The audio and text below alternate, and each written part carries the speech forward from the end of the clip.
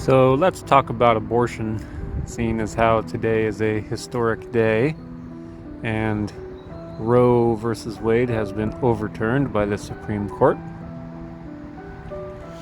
It's a complex issue, one without an easy answer, which is why I am not completely pro-life or completely pro-choice, although I'm mostly pro-life, of course, because the idea of abortion at its core, without getting into all of the complicated, complex issues, is completely barbaric.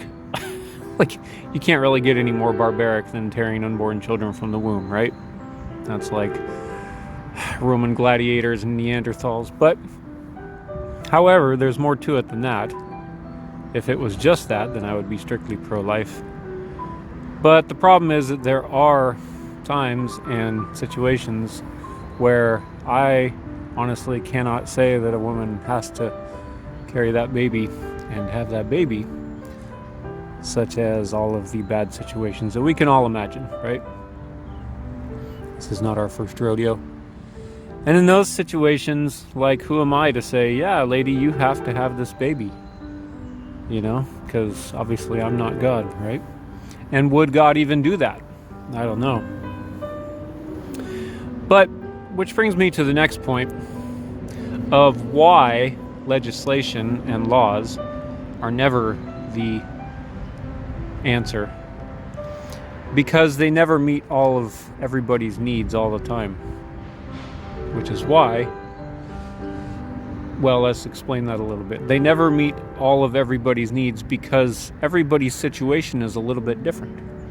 So if you have a law that says, well, you cannot have abortion, then that meets a lot of people's needs, but not everybody's, as I was just talking about a minute ago. And if you have a law that says, well, you can have an abortion, well, that works for the people that I was talking about, but it's pretty unjust to most of the rest of the kids, right? So what that means is that we need a higher law, because these lower laws never work for everybody all the time. So what law is that? That's the law of love. The law of love is the only law in existence that works for everybody all the time. And it's the law that Jesus lives by.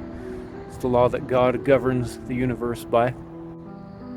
And the law of love meets everybody's needs perfectly all the time in any and every situation. Therefore, we need to learn to do the same. So, am I for Roe v. Wade being overturned? Mostly. I'd say about probably 85%. Because again, as I said earlier, abortion is the most barbaric practice on the planet. So, to think that it's just normal is completely nuts.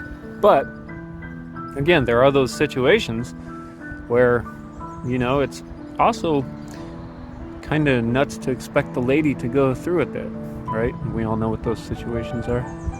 So what's the point? The point is that we all need to not focus so much on man-made laws and focus on the real law, the law of God, the law of love, with Jesus himself being the main enforcer of that law.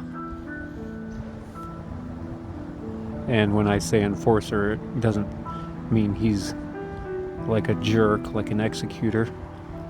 Although you wouldn't want to get on his bad side. Even then, he still loves you. But the point is that he is the one who governs the law of love and its implementation in people's lives.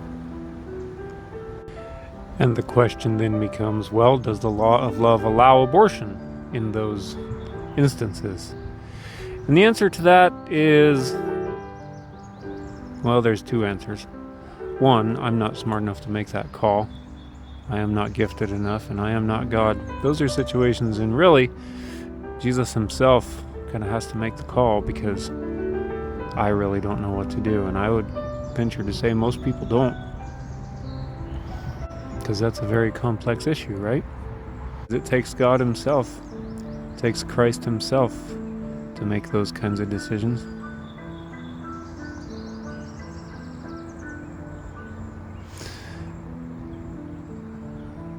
Therefore, the law of love, wielded by Jesus himself, would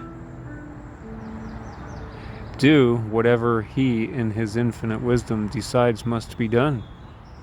And I guarantee he would have an answer. The answer to that question would be as unique as the set of circumstances surrounding each individual case.